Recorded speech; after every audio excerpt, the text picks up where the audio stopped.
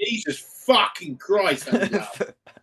Okay. This is the Zoom functionality. Oh wow, that was see, like there's something. Even as much as I hate Microsoft products so much, Teams is less irritating than that. Although, like the noises from Teams, the quapings and the quapings give me a small anxiety bump, but the woo woo woo woo, like I hear that in everything while I'm supposed to be working because that's like a cold sweat type of sound. I always thought I should flip it into a beat, like it could be quite a good like garage beat. Woo, doo, doo, doo, doo, and you could literally prang out an entire rave by running it. Like anyone who's a white collar worker, it's like Yeah, so anyone immediately. who shows up to the rave in a fucking gilet Yeah, is you'll see that. suddenly pranging out. I mean, you'd be surprised at the sort of not everyone who's a white collar worker in. I'm not talking about just finance people, but anyone who's working on teams basically. But like one thing I've noticed about I have to use. Do you know one thing I learned? You know, Microsoft Office isn't called Microsoft Office anymore. What's it called? It's been called, and I'm not making this up. It's been called Microsoft 365 Copilot app.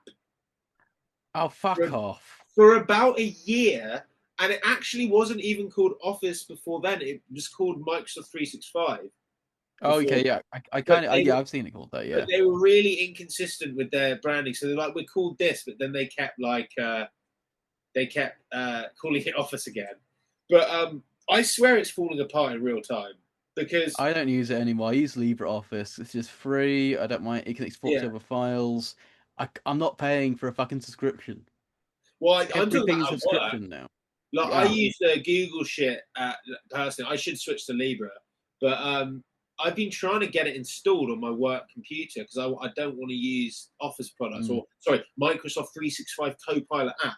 I'll give you one example. In Outlook, if you want to make a table, you can't have cell margins, i.e. the text is right against the wall of the cell. And I'm like, how do I do that? I couldn't figure out where the cell margins option was. And there's the Copilot thing in the corner. So I think, fuck it, let's ask Copilot. You know, it's part of the same fucking thing. It's like basically I'm using it like Clippy, but for 20 years later, right? I click on it. I said, how do you do this? And it says, if you're using the new Outlook, you can't adjust cell margins. But here's a fun workaround. Make the table in Word and then copy and paste it over. And I'm just like, sorry, this shit has been around for longer than I have. And how are you telling me, like, and it's exactly that. It's this.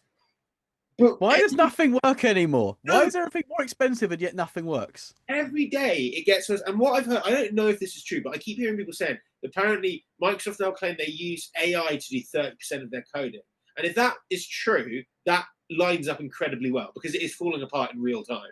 None of their products work, right? I mean, like I've been playing certain Xbox games for years and years that are on Xbox 360. I've downloaded them from the Xbox One app. They don't work anymore because they fucked it up and are not updating it.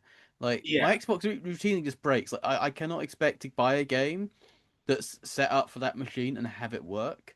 Nor can I have like anything that I buy like electronically work. And yet I've got to pay for it monthly because I can't buy it and then go, oh, sorry, this doesn't work. Can I take it back? No, I just have to cancel the subscription and still pay it monthly anyway. Everything is landlordism. Everything is rent extraction, and everything's a scam at the same time. And to add to that, because everything's also financial, it's a form of financialization, right?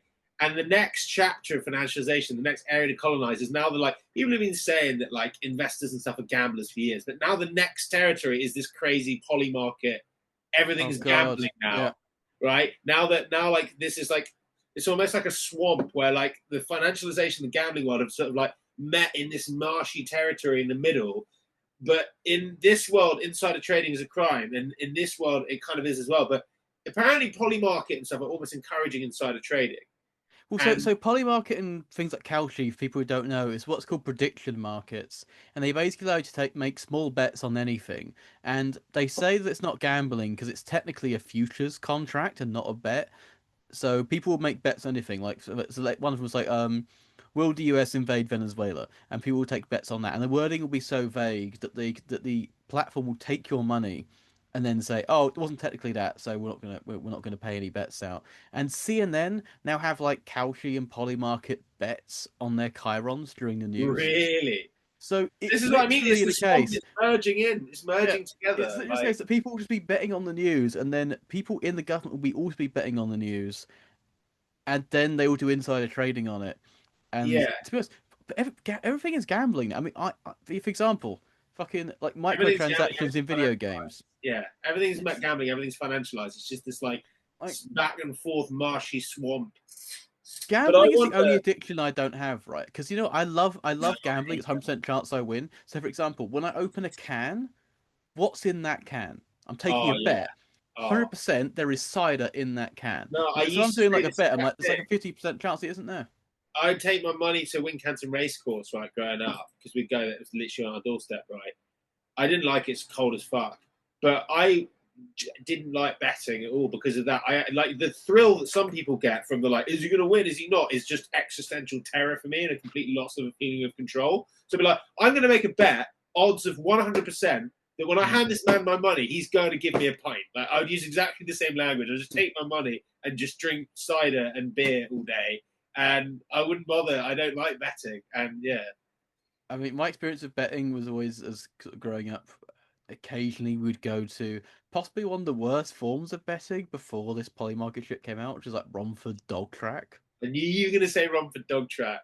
It's so fucking bleak. It's so fucking bleak. Like, that's our two origin stories, like the Romford, Essex Cockney boys going down the dog track. I'm the Wincanton country boys going up to Wincanton Racecourse. The two genders, Wincanton and Romford dogs. Two genders, both of us hate it. The only thing that was on more cocaine than those fucking greyhounds were the punters. Right, we could probably tune. Dun, dun, dun, dun, dun. Yeah. Intro tune, yeah, that's it. Bang. All right, and then all right, and then can we play the thing here? Does it not work through Zoom? I mean, we can play it, but it won't be on the recording. I'll just put it in. All right, we're going to start. I'm going to crack this, and that's going to start. Okay.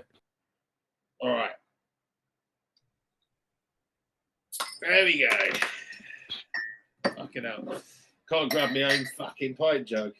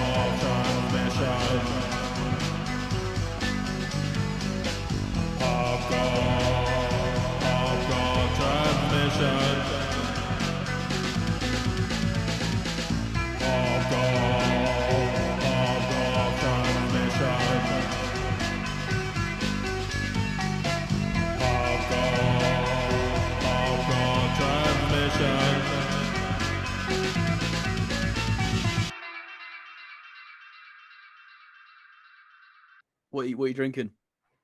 I'm drinking a pint of. It's coming soon.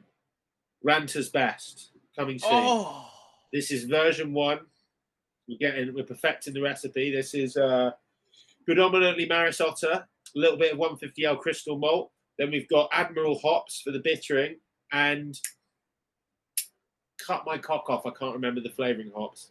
Wait, I've got it here. This is my laptop that I have all my brew thingies on. I can just get it up. Hang on. Good old Admiral hops. Oceans are now battlefields. Is there someone called Admiral Hops? No, I'm just making a Master and Commander reference because East Kent Goldings, of course. East Kent Goldings, so local, not too far. Southeast, all English hops, all English grain. Trying to go for that classic balanced best. I use British pub yeast, so hello and welcome. So, like our last episode, quite fashy. There used to be hop houses. Like people used to be a seasonal thing. All the Londoners would go down to Kent in the summer and pick the hops, and it was like a seasonal work type thing. It's got a nice hops festival actually over in Faversham. That's the only nice thing about that place, to be honest. So anyway, Kent aside, today we are talking about 2 movies. We're gonna get into it. One of the movies is about basically the nature of evil in post-apocalyptic Britain, and one film is a film about apartheid and ethnic cleansing, gentrification, and heroic anti-colonial resistance. I am, of course, talking about 28 Years the Bone Temple and Zootopia 2, also known as Zootropolis in the UK. So we thought we'd kick off with Zootopia 2, and then we'll get into 28 Years. And do you know what, to kick this off? I said to Adam, I watched Zootopia 2, right? And I won't lie, I may have been under certain influences. And I thought at the end of it, like, that was fucking incredible. I liked the first one, to be honest, but I thought that was fucking incredible. That was amazing. I was like, was that movie about what I thought it was about? Or did I like hallucinate that? And I asked Scarlett, she was like, no, it was about all of those things. And I was like, wow. And so I said to Adam, you've got to see Zootopia 2, right? And so the messages I got was, no, first comment watching it was, this movie puts a lot of faith in podcasters.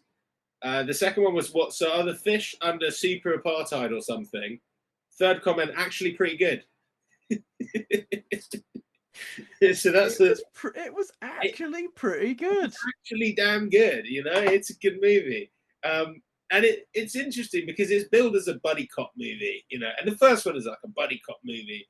And this one's supposed to be a buddy cop movie, but it kind of gets like overtaken by its actual themes. Like, because there's moments where like Judy's like, oh, you don't care about the case, to Nick, which we'll explain who those characters are. And it's like, bro, this isn't about a case. You've been kicked out of the police. Like, you're now a colonial outcast working with the ethnically cleansed to try and reclaim their homeland. Like, this isn't a buddy cop movie anymore, sunshine. But okay, so let's just go over the plot. Have you seen Zootopia 1? No. No. Okay. I know what it's roughly about. It's about chemical warfare and racism. Chemical warfare. Actually, that would have been a nice pun. Yeah, it's about like inter-animal racism, sort of towards predators, like literal predators, not like Hillary Clinton super predators. But I guess that's kind of the theme, right? And Judy Hopps is a bunny who wants to move to Zootopia or Zootropolis, depending on where you're watching it, to become a cap. She wants to be a cap. And she's not taken seriously because she's a bunny. So she tries to prove herself and all that. And she gets on this murder case. Oh, well, first she meets this fox who's like a street crook. And then they end up teaming up and working together. And they're supposed to solve a murder. And they stumble basically on this thing where what's happening is predators are going savage and then attacking people. And they're sort of, Judy Hopps gets swept up into this propaganda campaign and saying maybe it's just sort of because of their like biology or something. She sort of starts getting a bit racist, pisses off Nick because he's a fox, right? I don't know if I mentioned that Nick's a fox. And he's like, what the fuck are you saying, you racist bitch? He obviously doesn't say it's a kid's movie, right? But that's what he means. And and then basically, in the end, they figure out it's not because of that. They go into this lab and they find out it's because of this toxin, this chemical that they're poisoning these people with, these predators, to go all savage. And then because the mayor's a lion, he just sort of panics and locks them all up because he's worried that he's a predator too, you know. And it turns out that his deputy, the vice mayor, whatever, this she was behind the whole thing, and she was the arch villain, and they exposed her. That's Zootopia 1. Good movie. Better movie is Zootopia 2, in which Nick and Judy are now partners, the heroes of the city, but they're not getting along and it's affecting their work. I can't remember what happens in the opening bit that gets them in trouble. They end up in animal therapy. They end up, so what they do is there's like this big operation to stop someone who's doing like illegal smuggling at a port. There's an anteater who is like a customs officer who's letting shit come in on the fly without being checked properly. That's it. Yeah. And there's this operation that the chief cop, who I think is a buffalo or a bison or something. He's a wildebeest. He's a wildebeest played by. I always thought he was a bull, but I think I'm wrong about that. It's like he's a bull or wildebeest played by Idris Elba, and I guess voiced by Idris Elba. And they they all had this operation sorted out, but they've actually skipped the briefing and just gone there ahead, and they've done a sting operation. Ended up being like a massive crap, and they chase the fucking anteater. It's an African buffalo. Chief Burger, African buffalo, apparently. And then is that also a wildebeest? Fuck knows. But then they end up crashing this like day parade celebrating one of the founders of Zootopia's ecosystem, which is basically in Zootopia. There's this weather wall system, so each district is bordered by walls that control the weather in each district, so that different animals of different climates can live there in the same city. And then they crash that parade and essentially fuck it up uh, by driving so essentially a police chase into a big parade. No one dies, but it's pretty embarrassing for the police force. And they're like, "Well, you guys are too high on your own supply. You're too used to being hero cops. In order to work to, and then we're sending you to therapy." Yeah. Which is like that's I guess that's probably the most punishment that cops ever get is being sent to therapy on paid leave. But there Yeah, we go. that's true. That's true. Yeah, no, that's true. Okay, so yeah, that's it. It's the celebration of the Lynx it's the Lynx family who invented the weather walls, right? Did you mention Porbert? No, they didn't meet him at that point. They meet him at the party afterwards, don't they? Oh, when they crash the park, because I get those two events mixed up. That's it, because that's where they first find the snake skin, right? And they go, "Oh, was there a snake?" Yeah, they're like looking for. They find the van that the Antis escaped in, and they think, "Oh shit!" They found the remains of the vans. Okay, there's snakeskin here. So it's like he was doing some human trafficking on a snake. It's Yeah, the best way I can put it. snake trafficking. He was doing some snake trafficking, right? Because you wouldn't say if it was a human they were doing snake trafficking on a human. Yeah, and she's like watching on her phone this podcaster. He's talking about he's a beaver, right? And he's talking about She's a beaver. is she? I okay. I missed. Yes, I'm she's a sorry for beaver. Yeah, misgendering the beaver. I thought yeah, the beaver was a. I'm not good at gendering beavers. Yeah. Okay. So she, the podcaster, is talking about snakes and seems to know a little bit about the history of snakes and they're not allowed in Zootopia because the story goes. Are we at the bit where the story goes where we find out what happened with the snakes? When do we find that out? No, we find out from the snakes kind of after the party, and then like we like it's intimated, but then we don't find out what happens to the snakes really until they meet Danny Trejo, who is a chameleon or something. Yes, yeah, yeah. Or he's like a Jesus lizard or something. Okay, so yeah, they're at the gala, but that's where they meet Porbert, right? And he's like a Yeah, clumsy. so they find out that the vans that are going through this dodgy customs procedure are all from the company that's doing the catering for this like big Zootopia Day party where they celebrate the founding of Zootopia and the water walls by this supposedly created by these Lynx people. Yeah, Judy and Nick infiltrate this party, and as they do so, they think there's a snake there that's going to try and assassinate like the big daddy Lynx, yeah. whose name I can't. The patriarch of the family. Do we At know the same, his name? I don't even know. I can't even We fucking do. remember. But then so as they're scouting out this party, Judy meets this guy Porbert, who's sort of like the awkward Milton Linksley. Milton Lingsley, and then so they what is Milton meaning? It's sorry, Milton just sounds like a Milton Skeen. There we go. Milton that's why. Yeah. But so they meet up with That's back. his like fuck up son called Pawsley.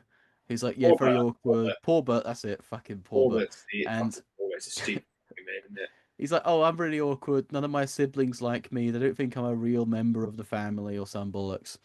And then suddenly in this gala, they think it's an assassination attempt because this snake jumps down from the ceiling, goes for Milton Linksley, the patriarch of the family, who is holding or like presenting this journal which has like the architectural recipe, essentially the plans for Yeah, the weather walls. And they go, okay, fine. They chase this snake down. Uh, this snake actually isn't after Milton, he's after the journal. And the snake is for some reason is voiced by I forget his name, but he's in fucking I was about to say one but half another. No, everything everywhere all at once. He's also short round from the Indiana Jones and Temple of Doom. I'm really sorry, I forgot his name. And he essentially is grabbed by the lynxes and thrown around like a fucking whip. As he does so, they throw him at Idris Elba's character, who's breaking in, being like, "This is a police operation. What the fuck are you guys doing?"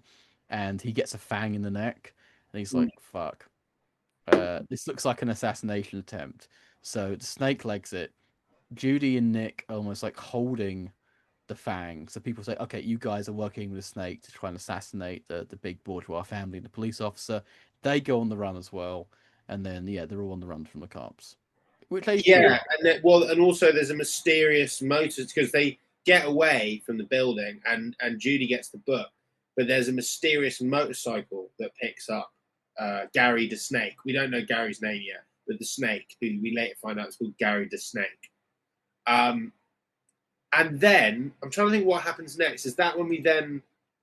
Oh, that's when they get picked up by the shrew, by the Arctic shrew, who's the gangster. He's like the Godfather type character. Yeah. He's doing like a And Mark Brando impression. yeah, exactly. And in the first one, he's in the first one where he like captures them, but then they become friends or whatever at the end of it. But this time there's a sort of twist, and instead they're taken into the like bag making sort of sweatshop of his like wife, and everything's sort of in pink, and she's like a sort of New Jersey, like I assume, I don't know Americans well, New Jersey mob wife type character. And I can't remember what I think they say they're going to give them a new identity, right? So they can. Yeah, they're like, you can't go after the Lynxes. They're like the biggest family in the entire city. Let's help you out. We've got you like new passports. We've got you a truck out. Like, here's your way out of the city. Because we don't care whether you try to assassinate fucking everyone or not. We are like, it's going to help you get out. It's honor amongst thieves kind of stuff. Yeah. Mr. Big and Frou Frou. That's the name of the names of the shrew. And yeah, I think they get found, right, and then they manage to escape. But I'm trying to think what happens next. So what they do is, Nick wants to take the like easy way out to like be like, okay, let's get new identities. Let's lay low for a bit. Whereas Judy's like, there's a case here. I've got to have a case. She's like indefatigable detective mode. And so instead they go to try and find the snake. Who do they know who knows anything about reptiles? It's the conspiracy podcaster who's like, there's reptiles everywhere. So they go to visit the podcaster. She's like, oh, hell yeah, someone's taking me seriously. Again, this movie takes place a lot of faith in weird true crime podcasters. And so the podcaster, whose name I can't fucking remember, Snuffle Tooth something bollocks. Nibbles Maple Stick. Fuck's sake. Yeah. Nibbles takes them to the hidden reptile district, which is in the sea mammal district, which is full of like seals who are very very precious, and like some weirdly redneck kinds of walruses. And so they take them to this oh yeah, they're abandoned like boat. Like, hey, Bob. Yeah, I love this. Can we just say I love the walruses so much. Hey Bob, hey Bob, hey Bob. Yeah, she takes them to the I Hate God concert. Yeah, she takes them to see Crowbar. A bunch of Nola, like massive. One of those, those walruses have the sickest riffs. Like, if you gave one of those fucking walruses, they'd be like, "Oh, this one's called." This one's called. I'd actually go and see Smoking Walrus. I think that'd be an amazing sludge band. And yeah, the walrus for some reason takes them to this abandoned boat, which is like essentially the refuge bar for all the reptiles. Because in this world, reptiles were exiled. Because the story is that when the Lynx guys invented the walls, they said that a snake killed their butler, and so all reptiles were declared to be dangerous, and they were exiled, essentially sort of racially profiled and ethnically cleansed out of their home, and so they have to live in the shadows, and they have to have like these refugees, sort of like very underground spots. They meet Danny Trejo, who is, you said it might be a Jesus. I thought Jesus Lizard. I mean, I only know Jesus Lizard is a band. I didn't know it was an actual lizard. And well, see, now I'm looking it up, and apparently the proper name is a basilisk. And that's fucking cool, actually. That is cool, but it's also known as a Jesus Christ lizard, or Jesus lizard. And I know that because that's the one that can run across water. That's why it's known as a Jesus lizard. That's why he runs across water. Right. That's why they call it. Yeah. And I do love that whole thing where they're like, I think it's him, the lizard, Jesus is like, oh, you know, we're not very different. You know, there's not really much difference between us. And then he just suddenly starts, his legs just start going up and down. He just legs it out across the river, going. Woo, woo, woo, woo, woo, woo, woo. So yeah, they get to the Jesus lizard. Jesus lizard's like, oh my god, there's something here. There's something in this journal that proves something against the lynxes, and if they want you dead, then you can't fight these guys. They're too rich. They're too powerful. The police track them to the hidden lizard bar, and then the Jesus lizards and the gizzard wizards all have to like leg it from this barge.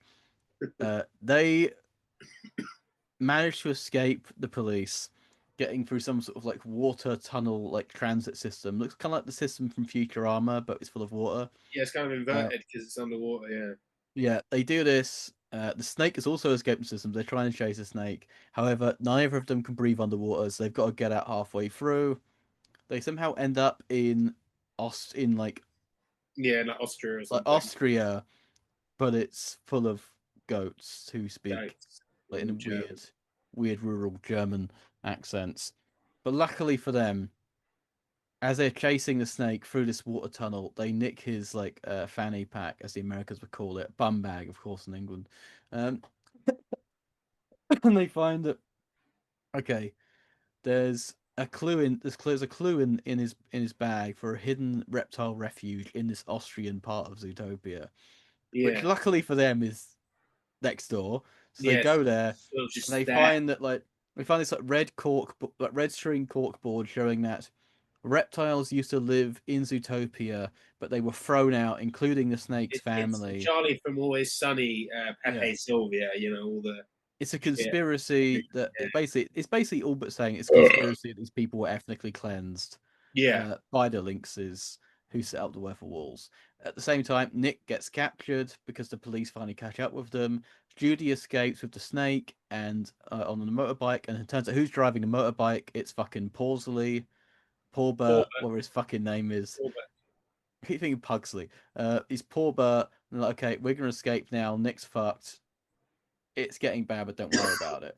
They drive out to the desert where they take the journal that Judy's got on her, and they say, okay, let's put it up some heat so that for some apparently this is a snake that can only see things people can't in certain like temperatures.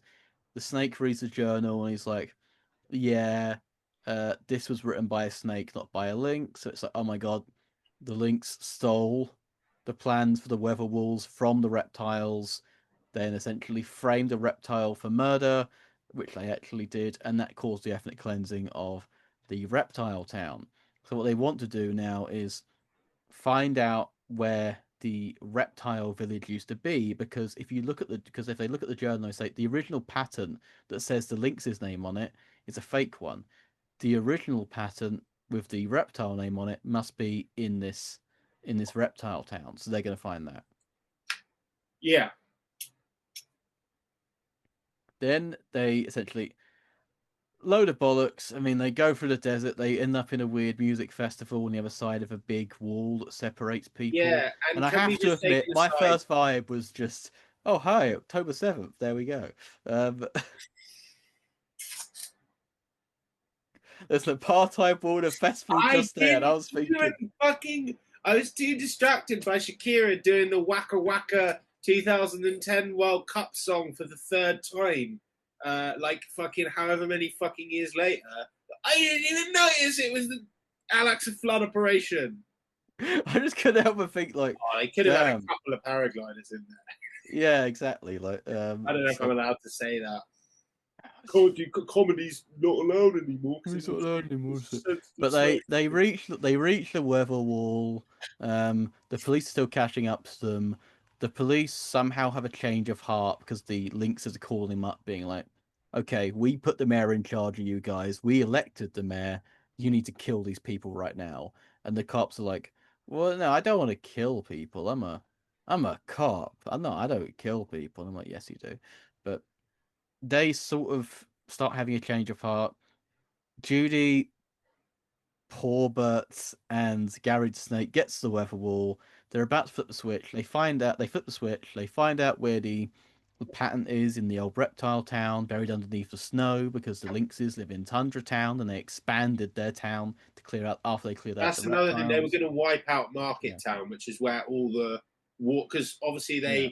they find the beaver. Nibbles Maplestick takes them to Market Town, which is the area with all the water mammals. So it's kind of like implied as kind of they're seen as lesser, right? One of them literally says, "I'm a superior mammal," to I think to Nibbles. So that's a kind of apartheid, like Bantustan type thing. Mm. And I think because there's fish in there and they're not even anthropomorphized, that's why you were asking me. So the fish under a super apartheid, they don't even get anthropomorphosis. The fish, like, or barely Yeah, any. fish are just eating them. Like, does everyone eat fish? Yeah? Fish. So yeah, You it's just kind of debate on fucked up. fish. It's a pescatarian society. But So yeah, it's like yeah. if Market Town's basically the West Bank, and whereas the reptiles are in Gaza, pretty much.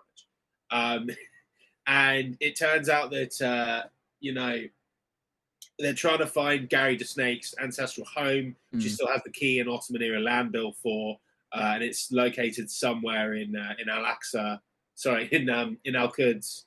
And so yeah, they managed to find his old ancestral home and find the original plans for the weather. But poor Bert, But poor Bert, the upper class, seemingly class traitor, is yeah, actually only going along with it so that he can find the original patent and destroy it, so he can prove himself to his family. And then he yeah, then just starts putting out some reptile venom and trying to murder everyone around him. mm. Luckily, the cops have a change of heart. They show up and help. The power of friendship. Blah blah blah blah blah blah blah blah blah.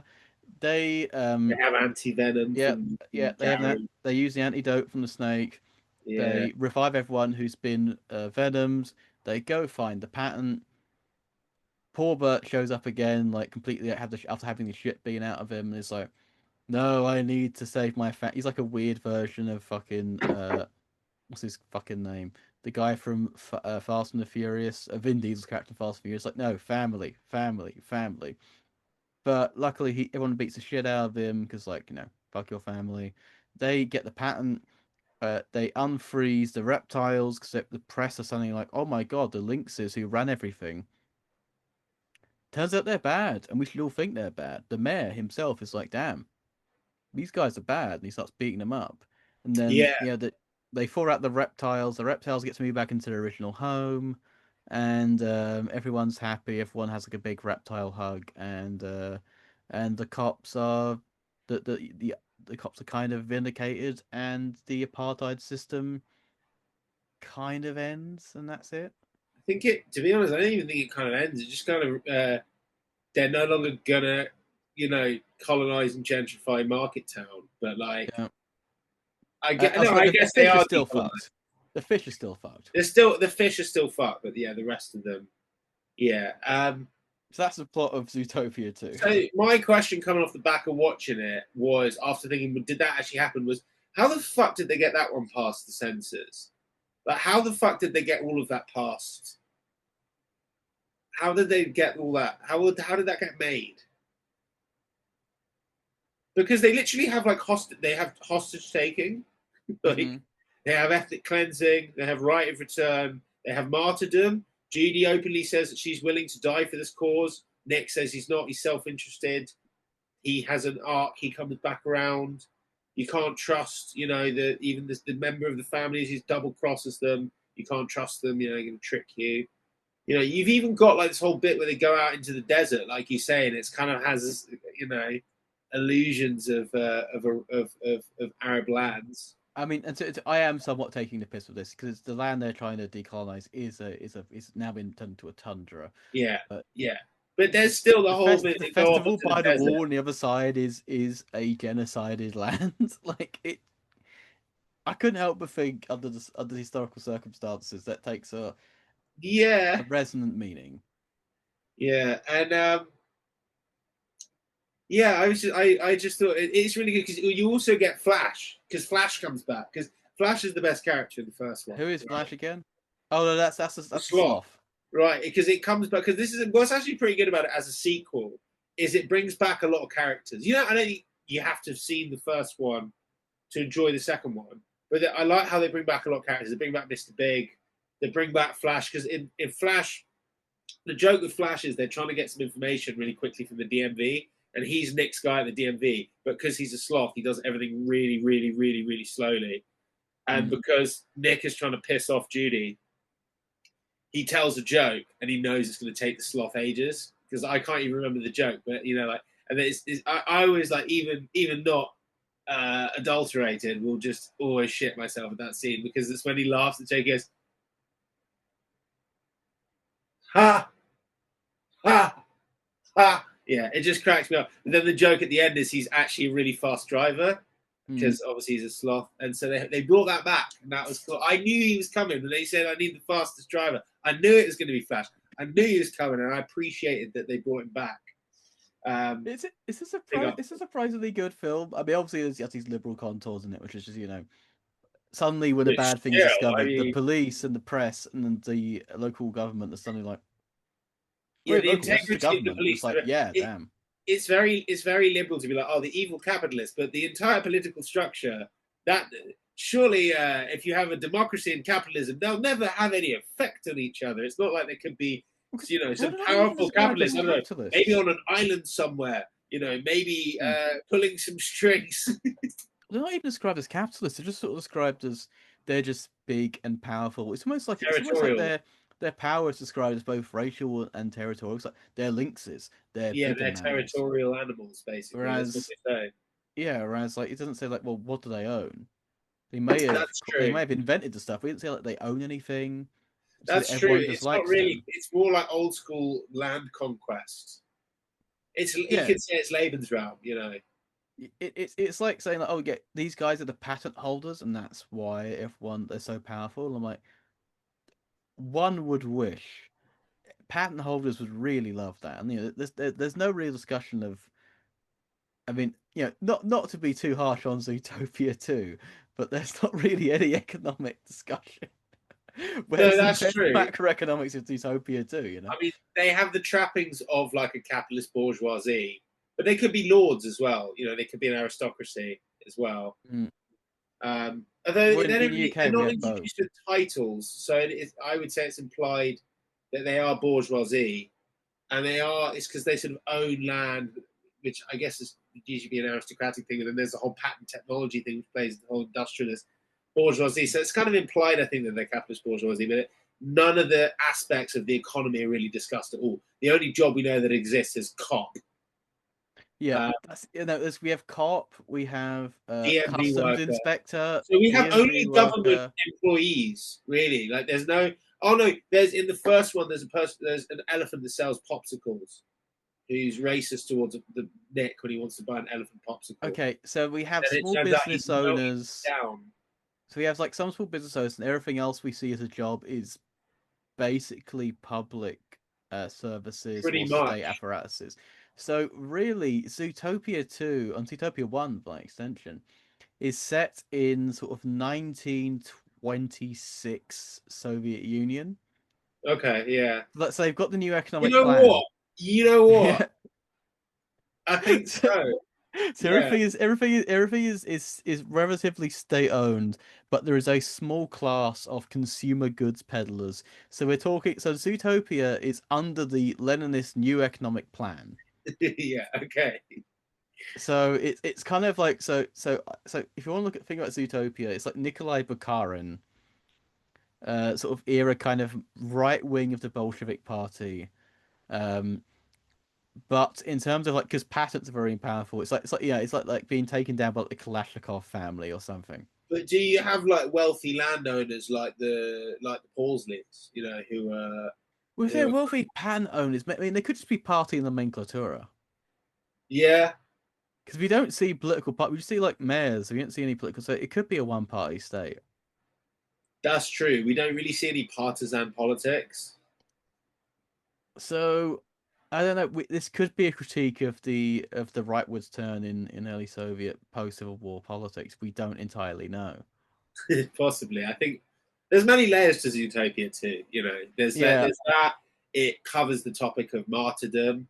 It covers the ethics of hostage taking. It's made clear that Gary DeSnake doesn't want to harm anybody at all.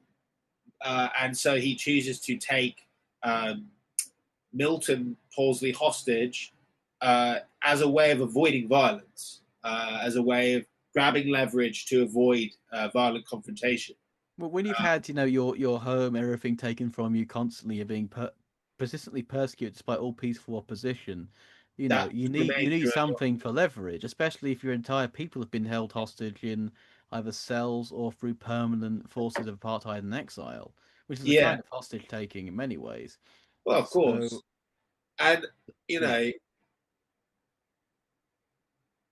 it's the interesting thing was that you can, because he was a value and everything was too public, they weren't able to actuate any kind of Hannibal directive to eliminate the leverage.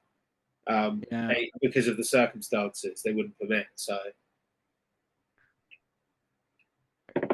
yes, Utopia too. Surprisingly, um, current with today's politics. It's so like the whole like, oh, I still remember my house and all that kind of stuff, and also like the time frame of it. Like my grandmother, it's like, yeah, it's about the same kind of time frame. Um, so how did they get it past the censors?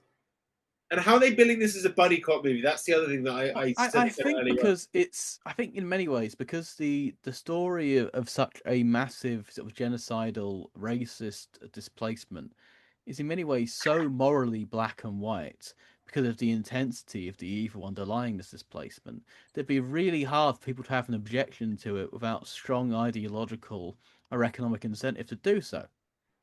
Yeah, It's almost like actually at this rate becomes kind of black and white, where we're displacing people from their lands and exiling them and destroying their entire ability to live in the area they've lived in for centuries is actually wrong. But yeah. that couldn't be relevant these days, could it? I don't see how you could draw any No.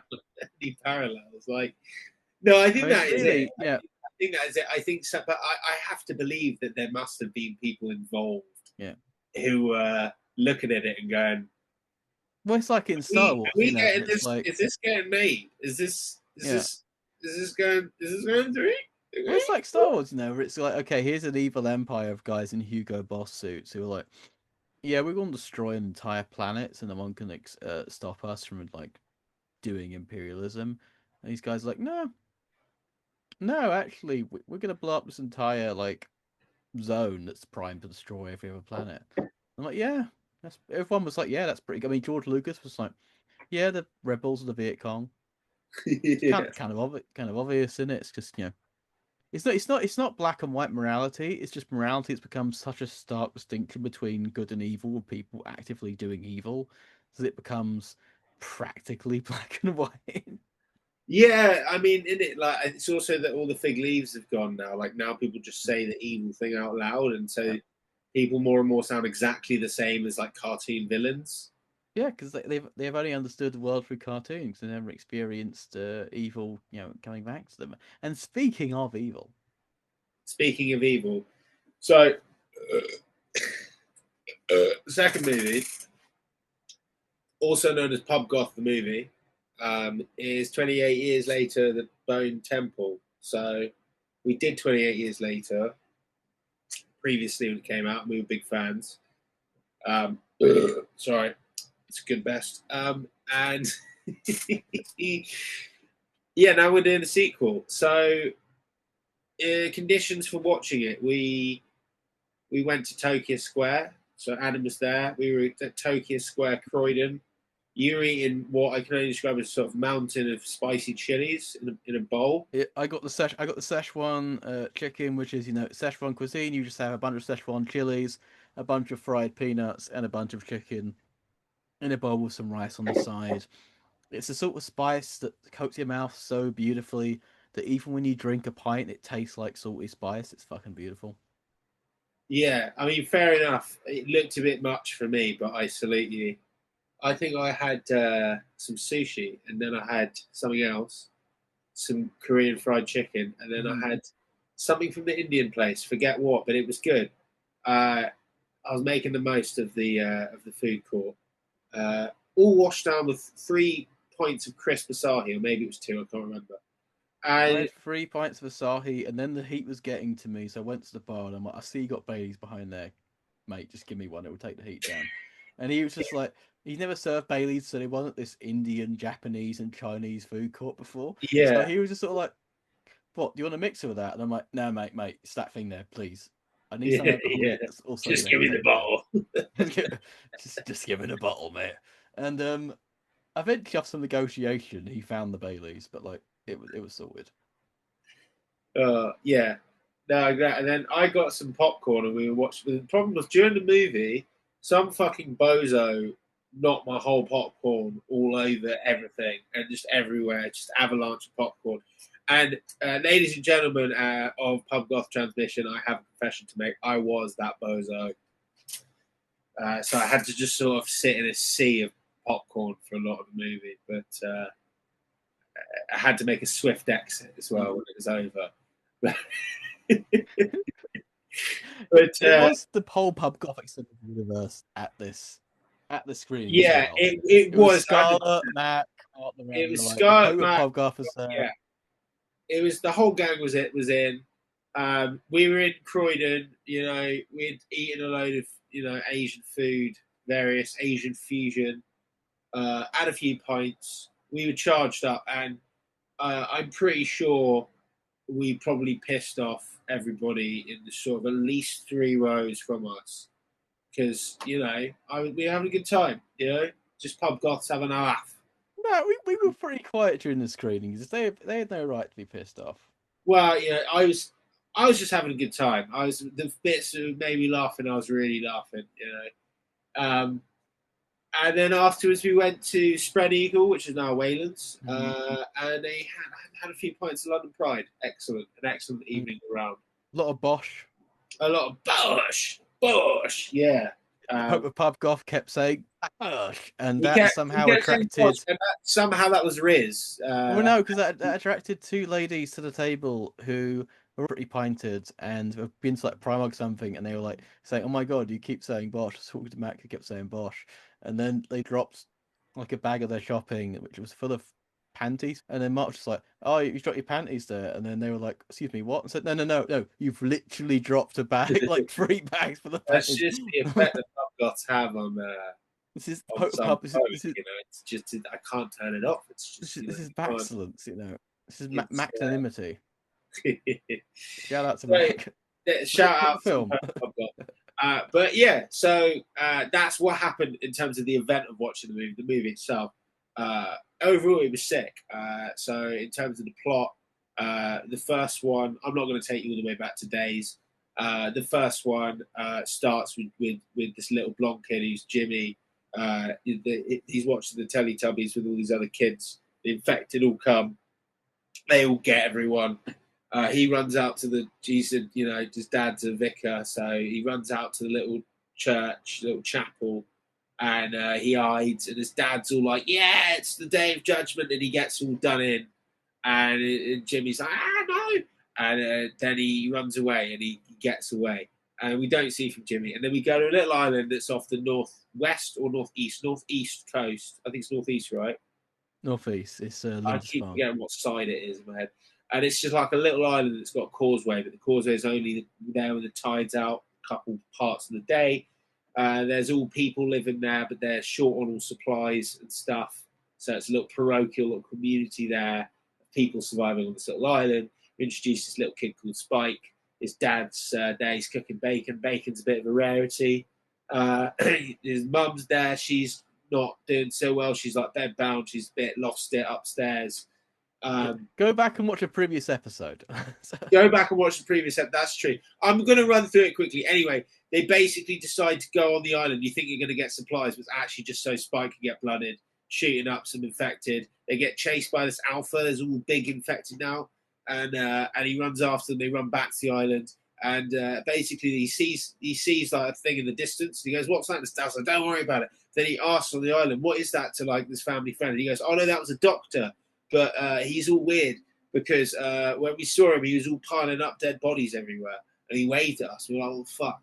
I said, "That's what Dad says." But he's like, there's a doctor. I'm going to take my mum to see the doctor. So he grabs his mum. He's like, not all there upstairs. Creates diversion. Runs onto the mainland, right? And looking for this doctor. They run into a Swedish geezer. Then he dies. And they find the doctor. His name's Dr. Kelson. He coats himself all in iodine because it's prophylactic against the virus. And when the Alpha comes up, he just hits him with the dart that's got morphine in it. And then he's all chilled out. And then basically the mother, she's terminal, so they decide to euthanize her and take her skull and put it in this big bone temple that Dr. Kelson's built. And there's a little baby that's born, and she's born by an infected, but she's not infected. She gets named Isla, and Spike takes her back to the island, and then he runs off and he's going to do a little coming of age thing by himself out on the mainland. But then he runs into these weird people. It turns out it's Jimmy, but he's grown up now because 28 years later. And he's now leading this gang of like weird people who dress with blonde wigs like Jimmy Savile.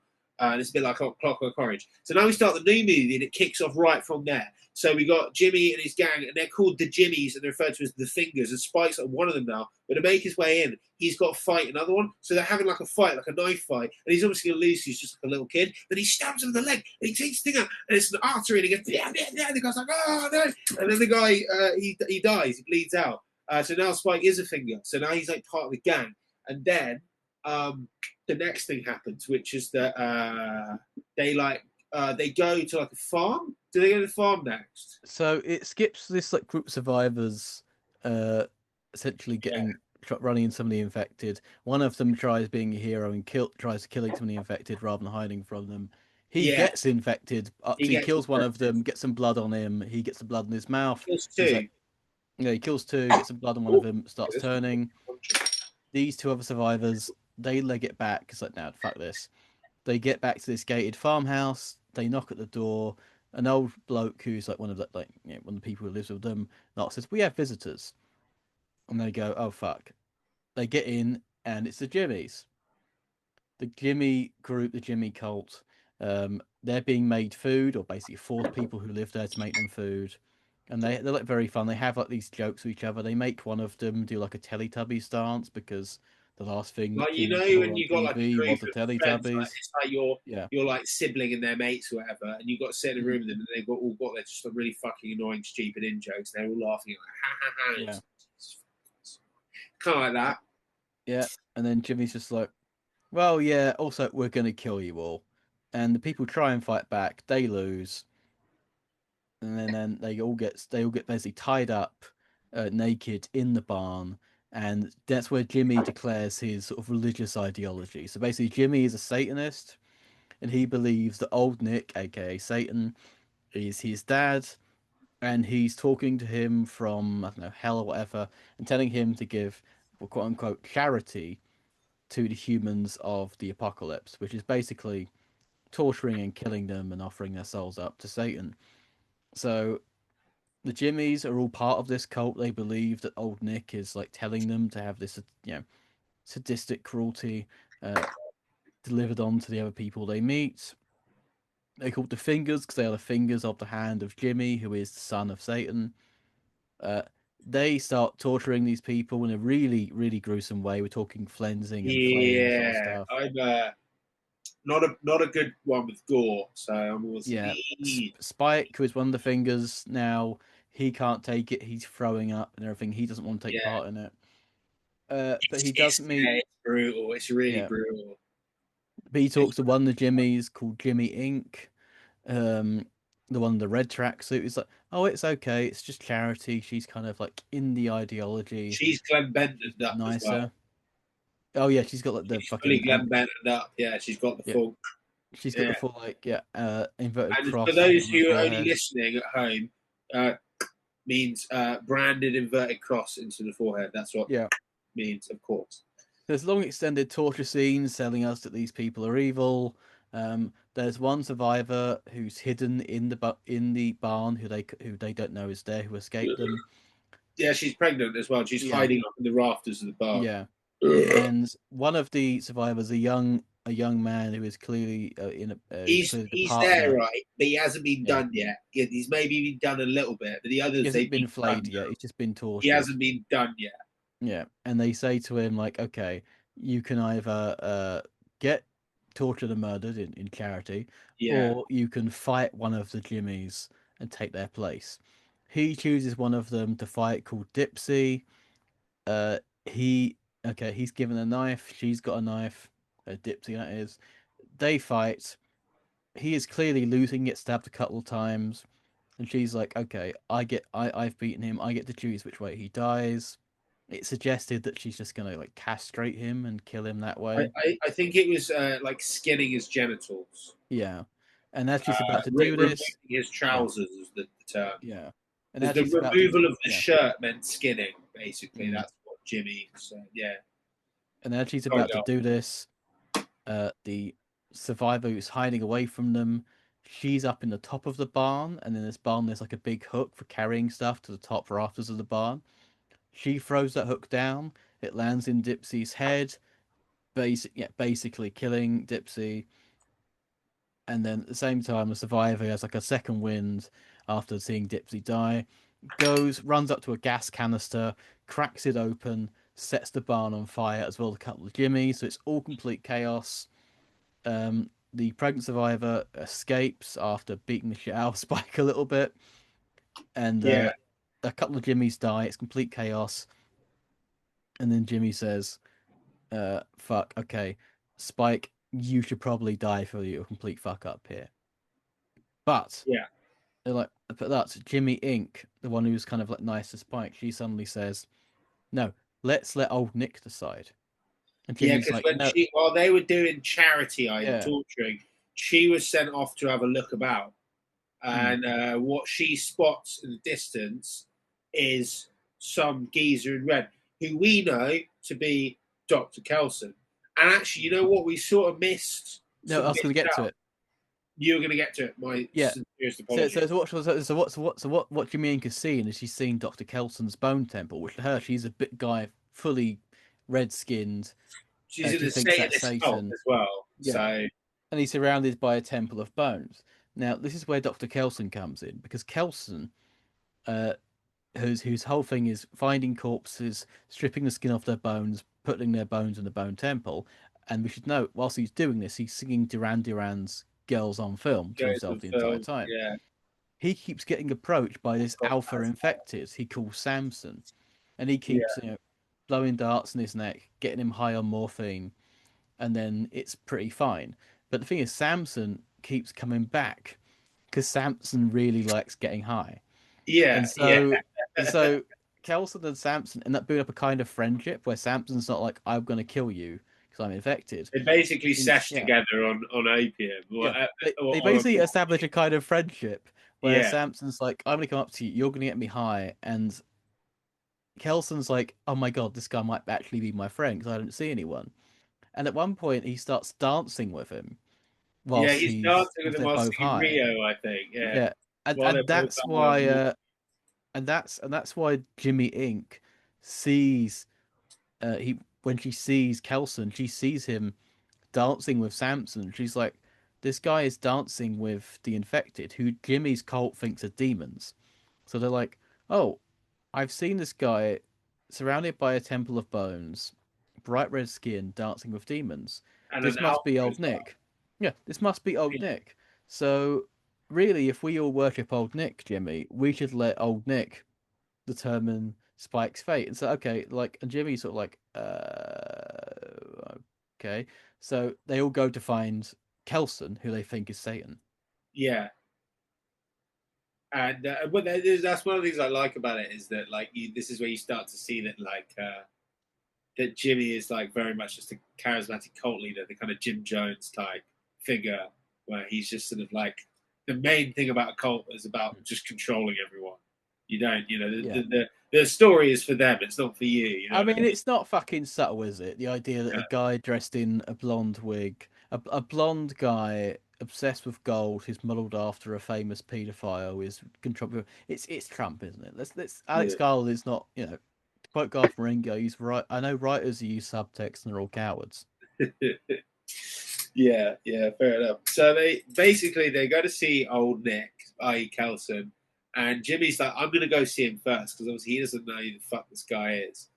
and he goes to see Kelson, and Kelson is like a bit like he doesn't realize this guy's a fucking psycho. So he's just earnestly telling him about his whole little project, and this is my ossuary to remember the dead. And Jimmy's like, all right, right, we've got a problem here. They all think you're old Nick, and he's like, eventually figures out he means, oh, you're Satan. And so he's like, oh, well, you need to pretend. And it's like, why not? Well, because otherwise I'm going to suffocate you with your own intestines. So Kelson is given this job now where he basically has to play Satan for Jimmy for the rest of his fingers, basically. So I think he spends the day again, like getting high and dancing with Samson and whatever. And then he, lights his bonfire and everything, and he starts picking through his record collection, and he sort of looks at Duran Duran, he sort of shakes his head, and then he pulls out a copy of The Number of the Beast, Iron Maiden, and says, yeah, let's take it to 11. And, he puts on his eyeliner and his makeup, because the thing about Kelson is he's a pub goth, right? The timeline lines up. He was going to Slimelight in the 90s. He was wearing that trench coat. Where's that from? From the back of his cupboard, from back in his rave days. He was going to Slimelight. He was going into the toilet. He was going ding, ding, ding. And he was getting a response, and things were going on in there. And he was dancing, dancing to fucking Sisters of Mercy, maybe hitting a few hard beats in the other room, on a couple of silver bars, maybe an I don't want to be nostalgic for that. Jesus. and so he remembers that. So he's like, all right, I'm going to put on a fucking show here. I'm going to put on a show. Wait, but before he puts on the show, yeah, we got to talk about what happens before this, which is the Samson arc. Yeah, the Samson arc. Is this the euthanasia bit? So he keeps getting high with Samson, and he's sort of like, okay, I'm running out of morphine. So eventually, I like giving you this kind of like piece from your your symptoms and everything. But if I run out of morphine, you're just going to kind of kill me. And he's sort of like, he gets him high another time, and he's like, look, I offer people, like I did with Spike's mum, euthanasia, but you can't give consent. And I wish you could. And it's nighttime. Sam's looking up at the moon, and he's like, I just wish you could talk to me. And Kelson's about to euthanize this guy anyway. Yeah, I think he puts the needle in. Yeah, he's about to put the needle in, and suddenly Sam's looking at the moon, and he says the word moon. And Kelson's like, whoa, what the fuck? And so Kelson starts he goes to his little hideout, which is way bigger than the first film. It's like a little train carriage underground. And he's like, okay, let's try and work something out. And he comes up with the idea that, look, the infected have these various symptoms like inflammation, hemorrhage, and the like. But he's like, well, what makes them attack people? You think it's psychosis? He's like, well, psychosis can be treated. And so he has a bunch of meds on him. And you see that at the beginning. You see from Samson's perspective. You see it. There's a little scene at the beginning. We see Samson. He sees uninfected as infected, and he grabs a guy and rips his, So that's what we do when we see an infected person. We're just like, yeah, rip the fucking head off. yeah. And so Kelson does something which is unprecedented in NHS history, which he prescribes an he comes up with an antipsychotic drug, which works. Like mental health meds in this universe works. It's why it's of course it's written by an American and is very unrealistic. So what Kelson does, he makes a cocktail of morphine, antipsychotics, and antidepressants, other stuff, and he gives it to Samson when he's high, and he just sets him off. And he follows Samson for a bit. He goes back to a train carriage we see where one of the infected gives birth in the first movie. And we see him sitting there, sort of coming to his senses, and he sort of has a flashback to being a kid on the train during the initial part of the outbreak. And you can see an infected in the background, where it's clearly got infected by this. But he's just sort of sitting there in this train carriage, and you see an infected approach him in the now time, I guess. And suddenly he's just like, "Oh, I haven't got a ticket." And then all the infected start attacking him. So oh my god, you're not mad like us or something, which doesn't make any sense because he's still infected. But then he starts fighting off all the other infected because he's basically stopped having psychosis, and we think he might be dead. But turns out he survives this encounter. He just kills everyone because he's the alpha. Yeah, and that's something interesting because it implies that what happens with the infected, it's explained, by Kelson, is it's you have rapid cell growth and hemorrhaging around the brain, and it causes you to become very angry and it causes a lot of pain. But then there's another element, there's this psychosis, which we're talking about, which makes it's the same way that the uninfected see the infected as these crazy people come towards them. That's how the infected see the uninfected as this crazy fundamental threat to their being. And so what this implies is that it's not being infected with the virus, but specifically the psychosis caused by the virus that are sort of almost complementary to each other. If you have it, you see people who don't have it as the enemy. If you don't have it, you see people who have it as the enemy. So it's this weird kind of hyper-partisan psychosis that the virus causes, or at least I believe that's what's implied. And it's probably building up to the third part of the trilogy, because the first part is meant to be about family, the second part's meant to be about evil, the third part's meant to be about redemption. There might be something like this idea of, the virus causes the rage virus infects even the uninfected by giving us this sort of murderous quality or some bollocks like that. And this is happening whilst the Jimmies are preparing to meet with Dr. Kelson.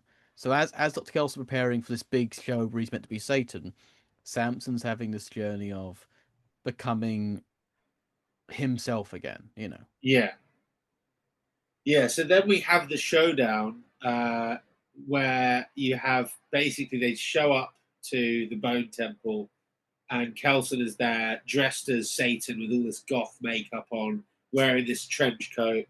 He's back at Slides and he plays out the loudspeakers that he's rigged up. It plays the intro from Numbered Beast.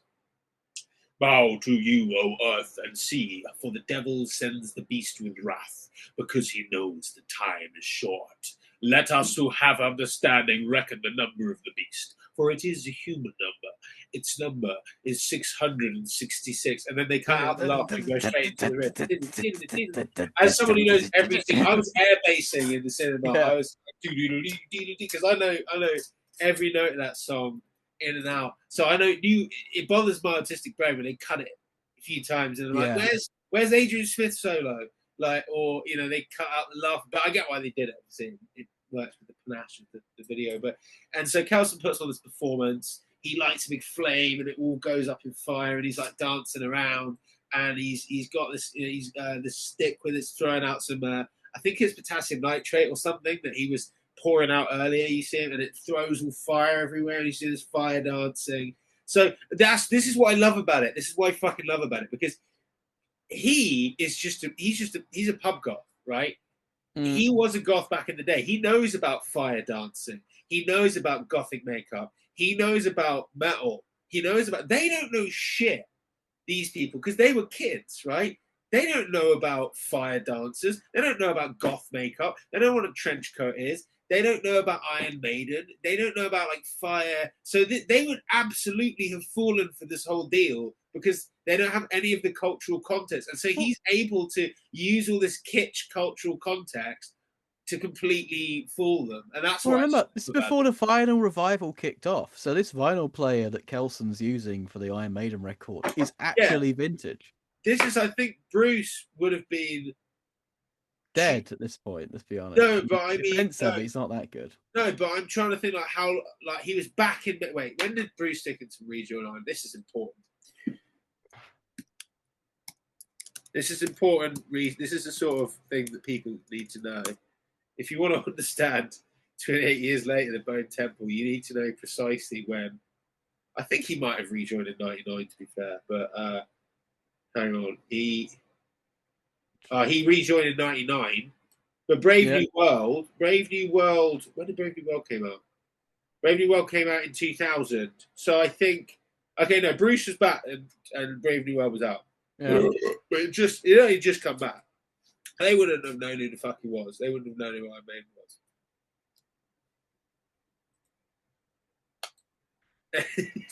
Anyway, so he does the whole showdown, and then he's talking to Jimmy because he said, Jimmy's like, only I can talk to old Nick, and he's basically just trying to get him to go. Like, he's uncomfortable. He knows they're evil cunts, but he just wants some got because he knows a bunch of psychos at this point.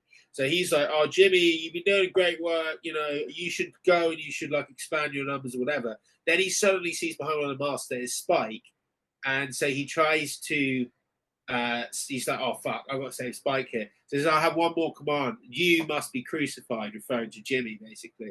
And so Jimmy's like, "No, I don't think so." He tries to get the fingers to turn on Jimmy, but Jimmy stabs him and gets him. And so Jimmy's like, "Look, he's not old net. He's talking shit. And if he was really old net, I wouldn't have been able to do that." And then what happens? I forgot. Well, then Jimmy Inc. Is like, because she's been sort of like, I think Jimmy's talking shit. He clearly didn't realize that the bone. She's been skeptical about it for a while. Yeah, because when Jimmy's like, "Oh yeah, the Bone Temple," like, yeah, I've seen a few of Old Nick's of those. He's got a couple up in like the Highlands and stuff, and she's like, "No, I think he's talking bollocks." Yeah. And so she follows Kelson's commands and kills the rest of the Jimmys. Yeah. And so it's just her and Spike. And then so she's like, "Well, okay, I'm gonna fucking take Jimmy as well." She takes down Jimmy, and Kelson's like, "Well, I'm probably gonna die from this." And Spike's like, "Oh mate, why'd you do that?" And he's like, "Oh, I wanted to save you." And so she's like, and then so Jimmy Inc. She's like, "No, my name's actually Kelly." She's like, "Okay, I'm sorry, mate. You're probably going to die from this," to Kelson, "but I can fulfill your last commandment." And so with this giant inverted cross that Kelson has made for the performance, she nails Jimmy to that cross upside down, like St. Peter style. And then her and Spike go off into the wilderness. Jimmy is crying for his parents, and then he gets attacked by an infected, dies in like a very cheap jump scare. And as Kelson is dying, Samson approaches him. And he's like, "Thank you, Dr. Kelson." Basically Yeah. saying, I'm still infected, but I'm like not psychotic anymore." And he wanders off into the sunset. Well, it's night, so he just wanders off, and then it ends with going to the cottage that they end up in 28 days later. That is Cillian Murphy's character, Is it the and same cottage? it's the same cottage. Yeah, I saw some Same bites. I was cottage. like, it's the same cottage, and Cillian Murphy's character's name I can't remember is he also called Jim? Yeah, he is called Jim. Okay, the good Jimmy, the good Yeah. Jim is teaching his daughter, I believe, about the Marshall Plan. It's a very liberal interpretation of the Marshall Plan. The Marshall Plan was the plan for when the Americans decided to give a lot of money to rebuild Europe after the war. And he's like, "Yeah, it's great. It was international cooperation, new ideas of universalism and everything." And he's like, "See, this is gonna be on the exam tomorrow." So basically, he's teaching his daughter history. Even He's I setting the was taught a less exams. liberal interpretation Yeah, of.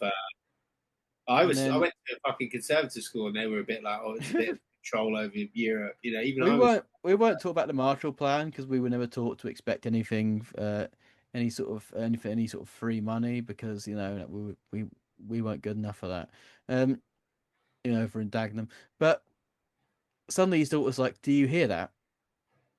And then Cillian Murphy's like, "Yep, I hear that." They both get their guns. They go up to the hill nearby the cottage, and they start looking over the hill. And they're like, "Oh, it's Kelly and Spike running away from the infected." And like, "Well, should we help them?" And he's like, "Of course we should help them." End the film. Yeah. So the Sick. guys from 28 Days Later are back. Sick. Can't wait for the next one. It was Also, sick. sorry, spoiler warning for 28 Years Later, The Bone Temple and Zootopia. I'll put it in the We said description. we were going to talk about them. So, like, Yeah. what did you expect? We were going to try and Go and dance watch the around. film. Yeah, go It's all and about the watch. journey, not destination. It's still worth watching, even if you kind of spoiled the plot. Because it's not one of them ones where, like, the plot is everything. It's not like a fucking Bruce Willis, what's it called? Sixth Sense type deal. But no, I thought it was fucking wicked. I loved the last one. I loved this one. And I was sad that apparently people don't like either of them. I didn't even know that. It's not sold very well. The second one isn't sold very well at all. What I've heard is because people didn't like the first one, even though everyone who's seen the second one likes it, people didn't show up to see it because they didn't like the first one. But that means it might be a creeper. Like people might. I mean, Get on I've it. met too many. I've met a lot of people who like the second one, to be honest. Because I haven't met anyone IRL who doesn't think both of them are sick. I mean, it's brilliant as Pub Goth. But the thing is it's not as conceptually deep because we're talking. So we're talking about like last time with Scarlet, the first one, talking about parentified children, the ideology of an isolated England, this Yeah, kind of reactionary fantasy. Whereas this the Bone Temple, which is about evil, but evil isn't really complicated. I mean, maybe we can justify it on the fact that evil these days isn't very complicated. It is just rich paedophiles enjoying themselves, being cruel for the sake of it. Fair enough. yeah. But with the Jimmies, it's just like, yes, they're evil, they torture people, and they have this evil religion about Satan. But I'm like, you don't really get invested. I mean, for example, Spike gets so indoctrinated into them so fast after breaking from his own, ideology of being on the island, that he's not allowed to really grow as a character. He's just taken hostage by circumstances, which is entirely possible, but it's not. In terms of the nature of evil, you don't have enough time with the Jimmies to really understand evil. You're just shown it. You're not really given a sense of evil, other than the fact that these guys do evil things. That's And it's not. absolutely true. I think it doesn't have the thematic richness of the first one. Yeah, there's nothing about sort of the cult dynamics. It's just, oh, these are weird, childish people who grew up on Teletubbies references, which were told to them by Jimmy. They're not like if they were a kid, if Jimmy's fingers were not just people he picked up, but if they were some of the kids in the first movie who escaped with him, that would make more sense. But all the kids who were in that room watching Teletubbies with him in the first movie died. So these are Yeah, just people he picked got up, and like, infected. why would they believe any of this? They got infected, but they didn't necessarily die. I mean, if you get attached by that many infected that quickly, you probably just died as a kid. Come on. Yeah, you're probably right. Actually, you're probably right. You, Yeah, you probably just got a bit mashed, didn't you? But there was it was just evil without any complexity of evil, and it wasn't very. It was convincingly evil, but it wasn't. It wasn't an evil that's intimidating. It was just these evil people doing evil things. It wasn't the kind of evil that makes you question the limits of the good because it approaches the limits of what is good. And so its idea of evil was very cartoonish. I mean, it literally depicts itself on Jimmy Savile. But Jimmy yeah. It's Savile just not was plain saying evil, but he was evil because he exploited people's senses of the good in many ways. He was a Yeah, charity runner. He was a public figure who did good in order to do evil, or at least did the appearance of good in order to hide a sense of evil under that. And so its theory of evil was very surface level in a way which, again, it's hard because in our current times, evil is so much blatant and brazen on the surface, but really, this evil has to fester under the surface for some time. It doesn't just appear as evil. yeah. No, I'd agree. Like, I think with this one, they took the story and they took it in a direction. It was a real joy to watch. And apart the obviously the brutal bits are pretty brutal, but like you just come away from it thinking it's good. But yeah, I do agree that it when you analyze its themes and things, there's not an enormous amount there. Well, the most enjoyable thing was that he had an Iron Maiden scene in it, and it was the emotional thing was Kelson, because he is the pub Most goth. He enjoy, likes his I Duran Duran, and he likes do his like Iron Maiden. I like the whole arc expound like unraveling the lore of what rage actually is.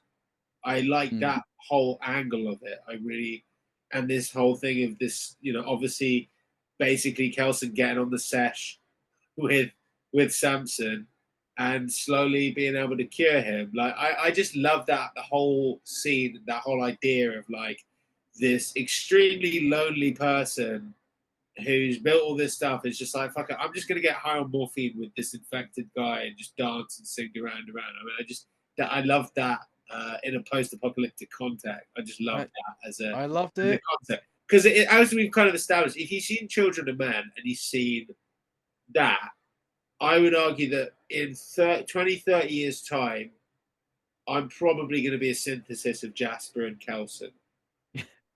Same. I mean, the only problem is that my suspension of disbelief is like, yeah, the virus, the Satanist, I can all believe that. the NHS being that efficient in the post-apocalypse. At one point, he goes to Kelson. Kelson goes to Samson. Who's like, "Okay, don't. I've got to charge you for that morphine." No, don't worry. I'm NHS, no charge. And I'm like, right, So why do I have to do a prepayment certificate then? yeah. I'm like, no one's ever been seen that quickly, Dr. Kelson. This is clearly a script written by someone who doesn't have to use the NHS, and as much as I think it damn well should exist, it's not that good. Like, here's one dose of antipsychosis meds, you're now cured of psychosis. I'm like, no.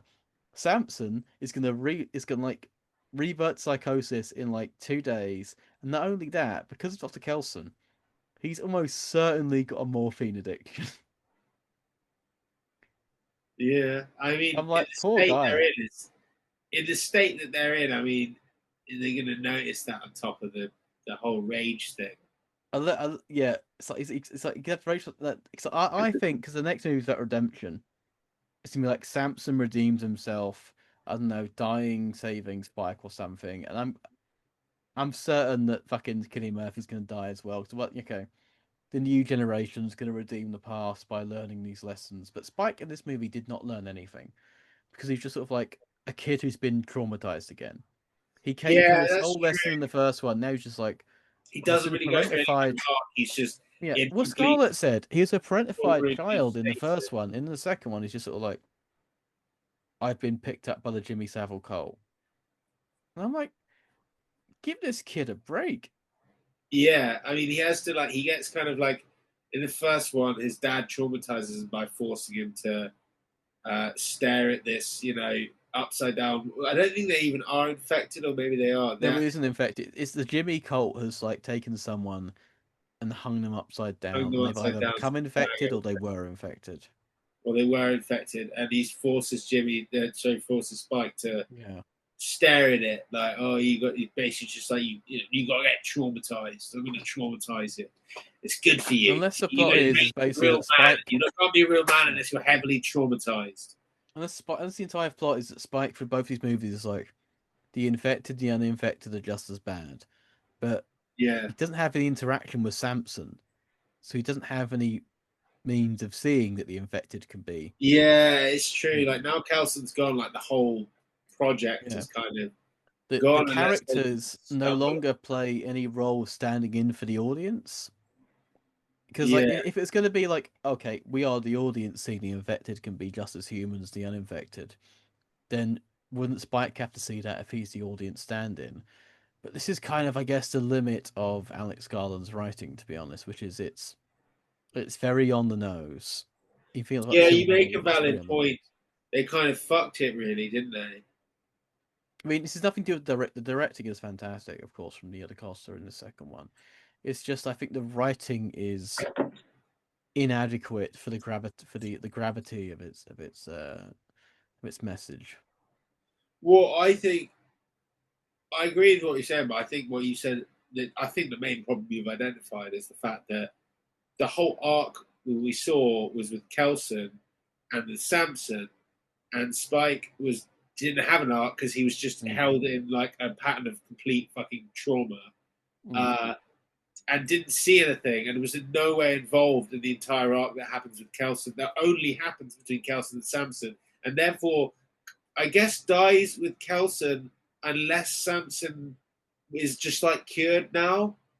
Yeah, he has He's to just basically return and help Spike, otherwise there's no yeah. So tie up. now Samson is going to have to come back and explain what happened with Kelson to Spike in Mm. order to kind of unify those threads at some point. But yeah, Spike, they could have done like because at the end of the first one, Spike's going down this whole arc, right?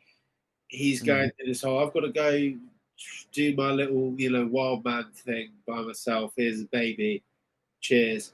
And then he kind of gets intercepted by the Jimmies. So it's like, hey, I'm going to do a whole coming of age thing. Actually, no, I'm just going to be abducted by this gang and be like really traumatized this whole time. So hopefully he'll get his arc in the third one. Yeah. Exactly. Hopefully, hopefully it'll be like. Hopefully they'll get the funding for a third one. They'll be 29 years later. Zootopia 3. Do you Julie Hopps will show up. think they'll do a crossover movie like Judy Hopps versus Jimmy? Oh, no, Jimmy's dead. Well, no, because the first Zootopia is about the rage virus. Yeah, it literally is, isn't it?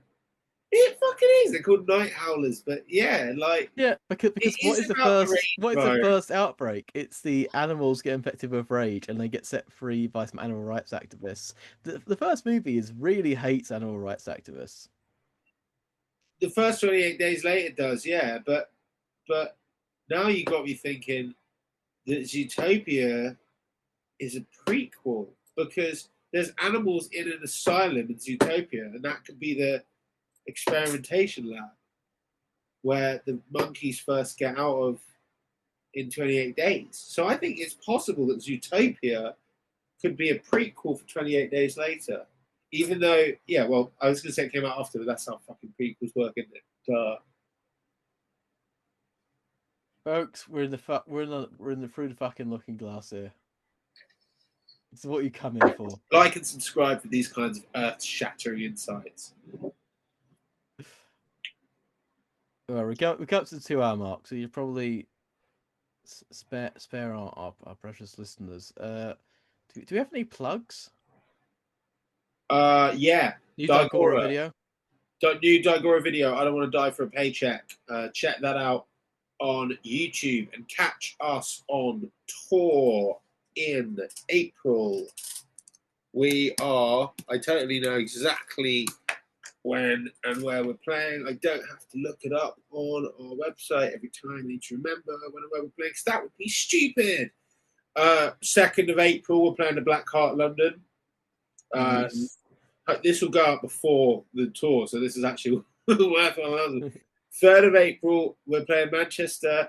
4th of April, we're playing Ipswich. Going Ipswich can be shit. It's a test of our character.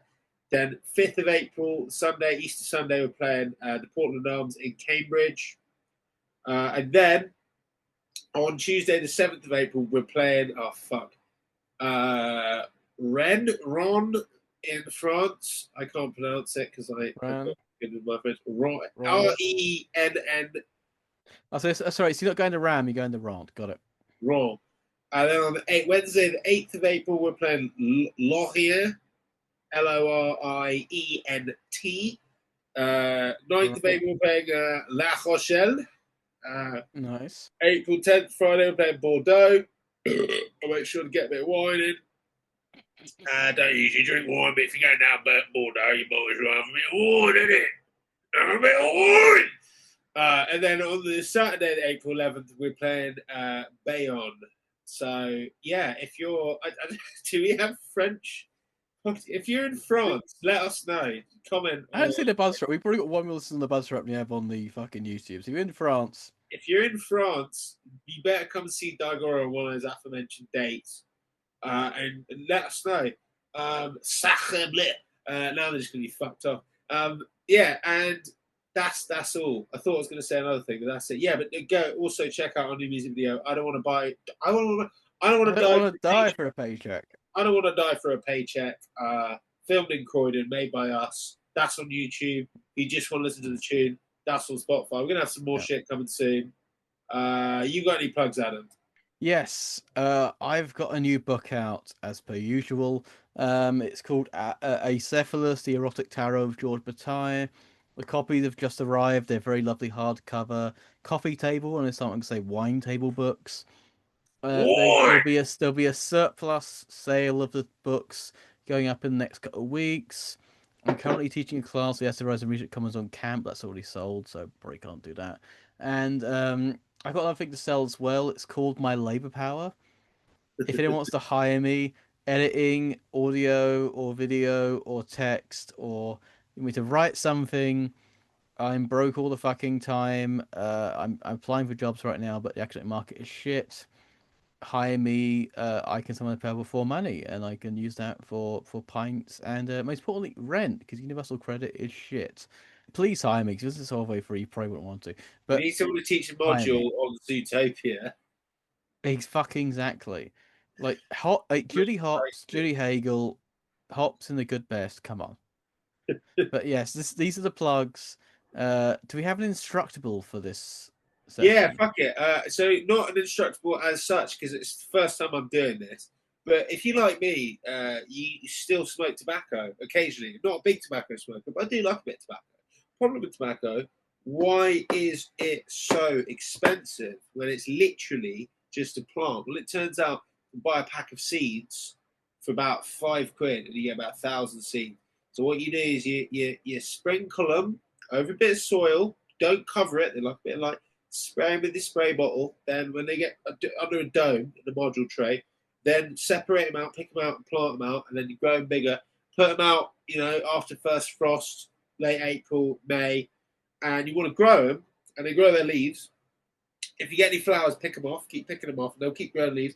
When the leaves start to go yellow around the edge, that's when you want to start picking them, and you want to hang them up for about a month, and they should slowly turn brown. If they turn green and they're dry, they've dried too quickly. You want to practice that. Stick them in a jar, let them cure in a jar for a bit. You shred that shit up. You can roll some shit wrapped straight in the back of it, like cigar style. And you can at the end of the season let the flowers grow, harvest another 1,000 seeds, and you never even have to buy seeds again. So I've got 2 varieties on the go. I've got instructable in the episode, folks. In the episode, so this is Burley. This is Burley. I was just holding up to my microphone there. So Mr. Tobacco, what's your comment on the kind of duty rates on it? You know what? I'm Burley Tobacco, and I think it's ridiculous. The amount of duty. We're just plants. We're literally just plants. They want to charge you. They want to charge you ludicrous amounts. It's fascist Britain. And this is Virginia, and I'm trying to do Virginia. Well, I think it's just silly. It's just kind of ridiculous. I'm from Virginia, and we think it's very ridiculous the amount of tax you Brits are paying on your cigarettes, your tobacco. Because I'm just a plant. I grow under the Lord's green, earth, under the Lord's sun, and I don't know why you got to pay so much money. I don't know if that's Virginia at all. But you started off quite Yorkshire in how you're talking about Virginia. Fuck it. I'm fucking. It's the end of the day. I'm tired. But this one's a bit small. This one's the Burley, and this is the Virginia. And I've got shitloads of these, more than I can fit. The wind that shakes the Burley. So I'm going to grow. Yeah, wind that shakes the Burley. I'm going to grow tomatoes. I'm going to grow chilies, and I'm going to grow tobacco on the balcony this year. So grow tobacco from The Simpsons. I'm going to grow tobacco from The Simpsons. And I'll keep you posted on how that goes. Maybe on a later episode at the end of the year, I'll be smoking a cigarette made from homegrown tobacco. And the next episode will be on. We're going to get our comrade Dimitri Levantis on from the band Axe. We're going to be talking about how to understand the British psyche through the sitcom. So stay tuned for that. Okay, this has been Pub Goth Transmission. We've been the Pub and the Goth, and so have you. Goodbye. Cheers.